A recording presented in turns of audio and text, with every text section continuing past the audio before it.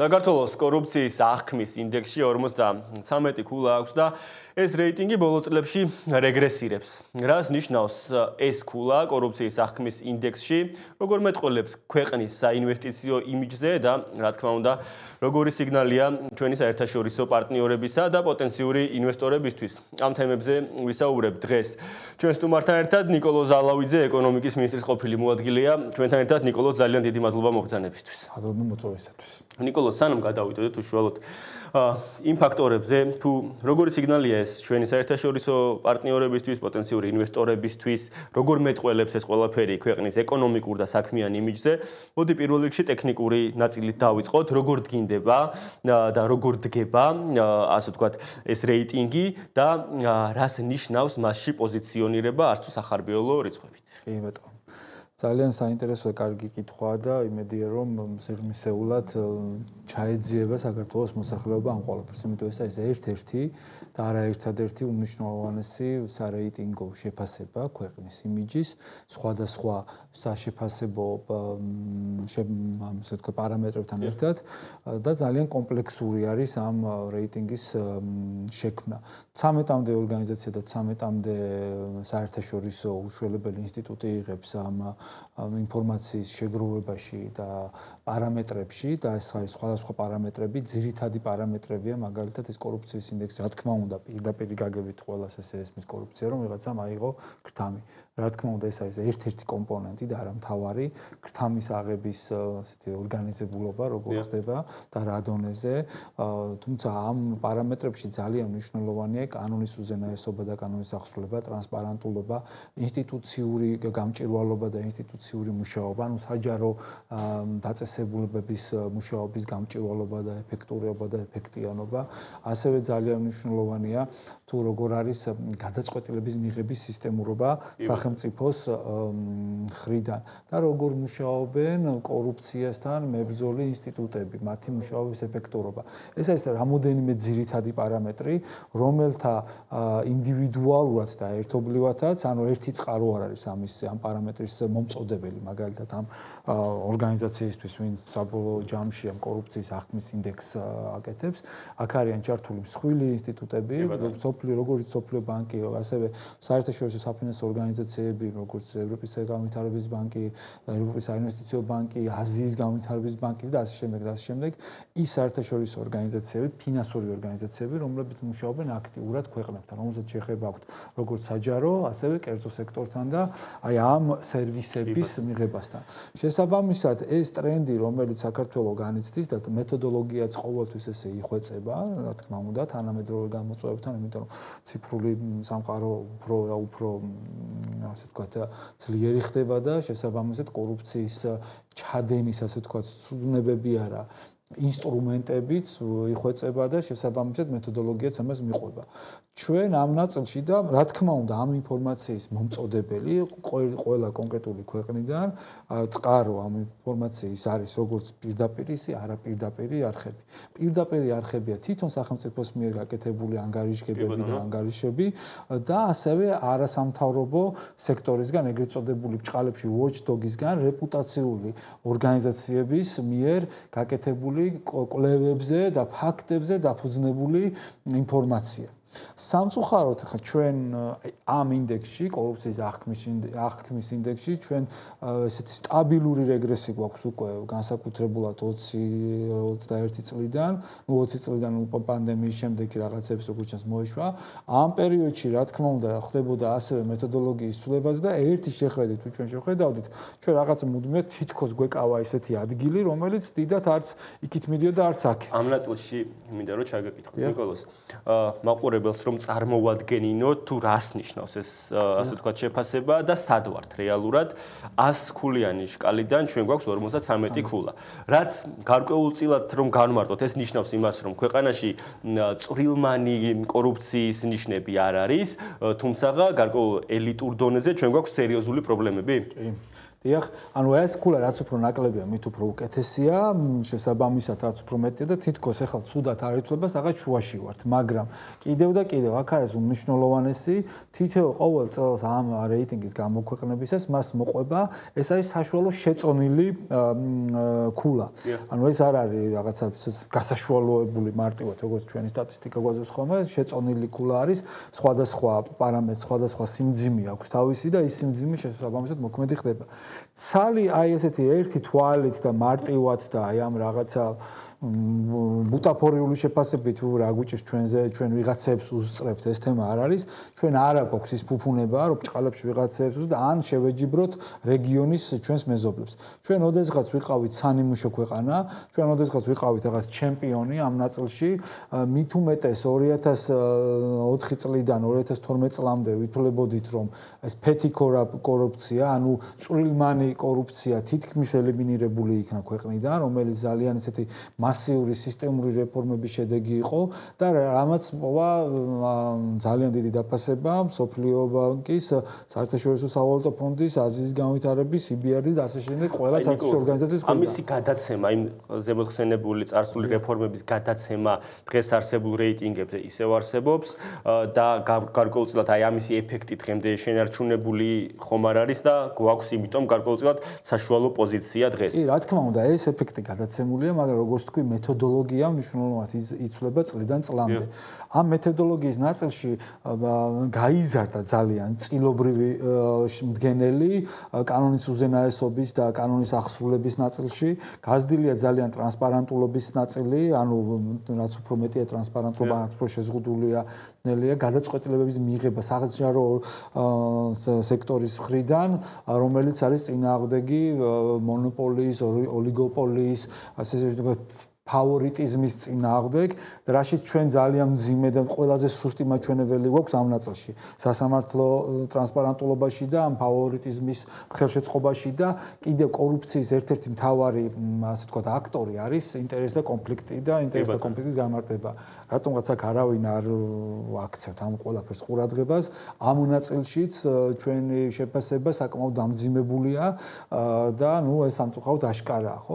შესაბამისად, ამ ბოლო წლების განმავლობაში და განსაკუთრებით როგორც თქვი, იმიტომ რომ მეთოდოლოგიის ცვლილებასთან ერთად უფრო და უფრო მძიმდება აღქმა ამ ყველაფრის ჩვენთვის, ამ კორუფციის, თუმცა შეფარულად თითქოს კარგ პოზიციაზე ვართ ციფრით, მაგრამ რეალურად მდგომარეობა მძიმეა. ეს რას ნიშნავს, ახლა რო არ გადაგღალოთ, ძალიან მარტივად შეუძლია ყველას გადახედონ ამას. ეს რას ნიშნავს ჩვენი იმიჯისთვის, ხო? ისეთი კომპონენტებია დამძიმებული, რომელსაც ყველა ნებისმიერი ინვესტორი პირველ რიგში რომ გადაწყვიტოს, რომ რაღაც წავიდეს და გააკეთოს რეალური ინვესტიცია, ჩვენ ვსაუბრობთ რეალურ ინვესტიციაზე, ხო? ეს ინვესტიციებზე არ ვსაუბრობთ რაღაცაზე, მოვედი რაღაცა კანონოდ უცბად, რაღაცა არაფერს არ ვაუბრავთ, მაგრამ რეალურად ისეთ ადგილებში ამოდის სოკოები, ჩენობები, რომელიც აბსოლუტურად არანაირი ქალაქ განვითარების გეგმასთან არ არის კავშირში, იწვევს მერე ქალაქის ცხოვრების გართულებას და ახლა ახალგახსნილი გზაზე ვაკეში თამარეშვილი ჭავჭავაძის კუთხეზე ისეთი სუნით გასულ შეიძლება შეწუხდეთ რა, ანუ მინები თუ დაგჭირთ დაწეული, გირჩევთ ისე არ გაიაროთ, იმიტომ რომ გუშინ წინ გაიხსნა და გუშინ გასკდა რაღაც მილი, ხო? ანუ ესეც კორუფციის ძალიან რეალური თან სუნიანი ის არის რა, მაგალითად მოდი რომ წარმოვადგენინოთ ჩვენს მაყურებელს ამ შემთხვევაში უშუალოდ რიცხვების გამოყენებით. ის მონაცემი, რომელიც ჩვენ გვაქვს, ის შეფასება, რომელიც ჩვენ გვაქვს 53 ქულა. ეს როგორი სიგნალია ინვესტორისათვის, რამდენად საკმარისია იმისთვის, რათა ინვესტორი დაინტერესდეს პოტენციური საინვესტიციო ქვეყნით. კი ბატონო. ეს როგორც ვთქვით, არ არის ერთადერთი გადაწყვეტილების მიღები პარამეტრი ინვესტორისთვის, მაგრამ ეს არის ერთ-ერთი და თან მნიშვნელოვანი. შეგვიძლია რაღაც ვიკამათოთ ვინმესთან რაღაც 3 იყოს, 5, 7 ან რაღაცა 2, მაგრამ ეს 53 ადგილი არის უკვე სასიგნალო, იმიტომ რომ თანამედროვე მეთოდოლოგიით დაფიქრდება აუცილებლად ინვესტორი ნებისმიერი ის აიღებს რუკას, რომელიც მოიცავს ჩვენი ქვეყნების სიახლოვეს, 53-ის სიახლოვეს, ცოტა დაბლა უკეთესი პოზიცია, ცოტა მაღლა, ცოტა ყველაზე პოზიცია და დაიწყებს ამის შედარებას. მაგრამ ინვესტორი არავინ არ მიიღებს გადაწყვეტილებას მხოლოდ ციფრის მიხედვით. ის ჩაეძიება შიგნით რა ხდება. შიგნით რო ჩაეძიება და უკვე დაიწყებს შედარებას ანუ peer როგორც ვთქვათ ჩვენაირ ქვეყანაში რომ უნდა იმას შემოსვლო ხო ჩვენ სამეზობლოში ის აუცილებლად მიაქცევს ყურადღებას იმ კომპონენტებს სადაც ყველაზე დიდი სიმძიმე გვაქვს და ეს დიდი სიმძიმე სადაც გვაქვს ჩვენ ეს არის კიდევ და კიდევ კანონის უზენაესობა, აღსრულება, ტრანსპარენტულობა, ელიტური ბრჭყალებში ელიტური კორუფცია, იმიტომ ფავორიტიზმის დამაწყალში აქ ინსტიტუციური და ჯანსაღი ინვესტორი არ გადაწყვიტავს ფულის ჩადებას. თუმცა ეს მეორე მხრივ ცუდი სიგნალია იმ მხრივ რომ არაჯანსაღი, არაკეთილსინდისიერი ინვესტორისთვის რა თქმა უნდა, ბრჭყალებში ინვესტორისთვის ეს ინვესტორი არ არის რეალურად. ეს რა თქმა უნდა კარგია, იმიტომ ხედავს რომ ფავორიტიზმი აქ ერთ-ერთი ძალიან მაღალი ნეგატიური ნიშნულით არის სახელმწიფოს, ანუ გამსხვილებული ელიტურს ასაც ვამბობთ, ანუ გადაწყვეტების მიღები პირების მხრიდან კორუფცია საკმაოდ მაღალია და ეს რას ნიშნავს, ხო? ის აზიური ბრჭყალებში კაპიტალისტების კარგია რომ ადვილად მოვა რაღაცა გაუღიმა, გამოუღიმა, ინშალა და უცბად რაღაცა ნებართვას მიიღებს ისტორიულ ადგილზე, ისტორიული შენობის დანგრევისთვის რაღაცა უბედურება, რაც ქვეყნის განვითარებისთვის ნამდვილად არ არის კარგი ამბავი.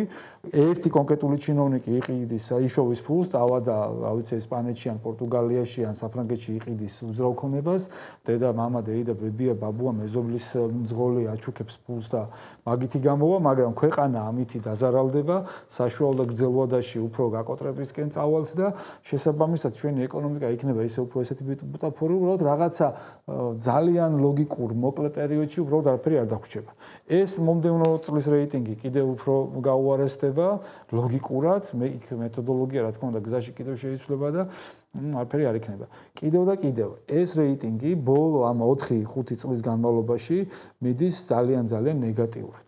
ამიტომ გასაგებია რომ ის ხალხი ვინც ამ ხელისუფლებაში არიან ისინი ბედნიერად გრძნობენ თავს იმიტომ რაღაცას ამ იპარავენ ამ საწყალბიუჯეტს და წოვენ მაგრამ მოსახლეობა თუნდაც მათი ამომრჩეველი ვინც არის ცოტა მეტი პასუხისგებლობით საკუთარი თავის მიმართ საკუთარი ოჯახის მიმართ და ქვეყნის მიმართ უნდა დაფიქრდეს გაეცნოს მინიმუმ ამ მეთოდოლოგიას და მინიმუმ დაფიქრდეს იმაში რომ ფავორიტიზმი არის თუ არა ინტერესთა კონფლიქტებს ხედავენ თუ არა უბრალოდ დაფიქრდეს ვიღაცა ხო შეიძლება აი მათი რა ვიცი გულა გახეთქილი კი არა კარგი გაგებით ამომრჩევლები ამოცნების რომ ეს აი მარტივი მაგალითი რო ავიღოთ და იგივე გაუნძებელ ჟურნალისტებსაც ალბათ ახლა ბევრი საქმე აქვს ერთი უჩვენოთ რომ ეს სუბსიდირებული ფრენები მაგალითად ხო ატვილის აეროპორტში რომ მიხვალთ იქ არის უამრავი ფრენა არა ისეთი ქვეყნებიდან რომელიც მაინც და მაინც ჩვენ გაგვიხარდებოდა უფრო მეტი ყოფილიყო ძირითადად ეს სპარსეთის ყურის ქვეყნებიდან არის კვირაში ამდენიმე ბევრი ფრენა პლუს იქ რუსეთიდან ყველაფერი ეს არის დასუბსიდირებული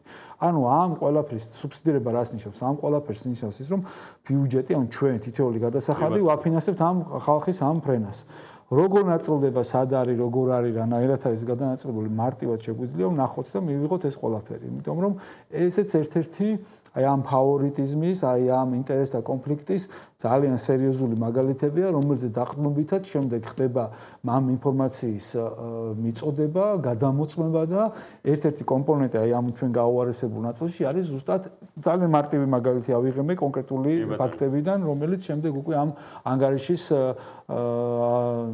ასე თქვათ მასალა ხდება.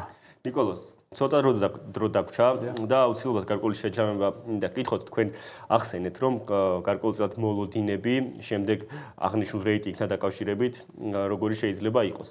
ახლა აუცილებლად უნდა შევეხოთ გუშინ დააკავეს ყოფილი თავდაცვის მინისტრის სწორედაც კორუფციის ბრალდებით.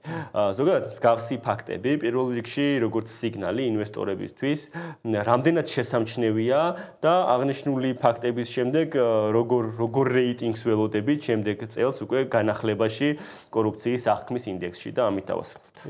პირველ რიგში რა თქმა უნდა ძალიან სამწუხარო ფაქტია ეს ყველაფერი ეს უკვე მეორე ბრჭყალებში ხმაურიანი დაკავება პირველი იყო მოადგილე ეკონომიკის მინისტრის ახლა არის უკვე უშუალოდ მინისტრი რა თქმა უნდა ეს ბრალდებები არის და არ მომტკიცებთ არაფერს და თავში შევიკავებთ შეფასებისგან მაგრამ თვითონ ფაქტი ძალიან მძიმეა ძალიან ცუდია მით უმეტეს ეს ყველაფერი არის ამ არსებული მართველი ბრჭყალებში გუნდის რომელიც რაღაცა თავის კრისტალურს და სასწაულს ეძახის თუმცა რაღაც გაუგებარი ეპიტეტებით ამკობს ყველა საქართველოს მოქალაქეს, საკუთარ მომხრეებსაც და სხვაებსაც და ნუ ფაქტია რომ რაღაც ამ პრობლემა. ეს რა თქმა უნდა კიდევ და კიდევ ეს არის ძალიან მძიმე სისტემური პრობლემის მანიშნებელი.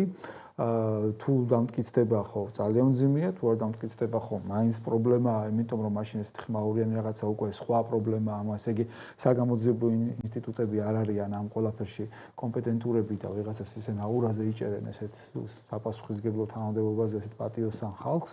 ყოველ შემთხვევაში ავიცით, მაგრამ მეორე ნაწილი ის არის, რომ კიდევ და კიდევ ჯანსაღი ინვესტორებისთვის ჩვენი ქვეყანა რა ის ხალხი, ვისაც ეხლა ძალით აქვს დაპყრობილი რაღაცა დავეები და ძალმომრეობით აგრძელებენ, ბოლო 3 წელია და განსაკუთრებით უკვე ბოლო 2 წელია რეალურად თვითიზოლაციისკენ წაიყვანეს ქვეყანა, აღარ დაგვრჩა არც ერთი სისტემური ინსტიტუციური პარტნიორი, რა თქმა უნდა, ეს შემდგომი ეს საკუთარი გუნდის შიგნით ანგარიშწორებები, რა თქმა უნდა, იმ დარჩენილ ინტერესსაც კლავს და რეალურად ანუ რატო გვინდა ჩვენ კარგი ინვესტორი? ხო, ეს კარგი ინვესტორი არის ინსტიტუციური დაალაგებული ტიპი, რომელიც ტიპაჟის კომპანია, რომელიც რაღაც გარკვეულ ღირებულებებზე დგას, იზიარებს ამ თანამედროვე კაცობრიობის განვითარებას, გულიშესტკივა რაღაც განვითარებას და ჩვენ გვინდა რომ თევზი კი არ მოგვიტანონ ვიღაცა, მაგრამ ანკესი მოგვსვან გვასწავლონ თევზაობა. ამიტომ ესეთი თევზაობა, ვისაც შეუძლია გვასწავლოს და ანკესიც მოგცეს და ანკესის კეთებას გვასწავლოს, ესეთი ინვესტორისთვის ესეთი გარემო, ესეთი ზე კორუმპირებული და ესეთი გაუგებარი არაინსტიტუციური,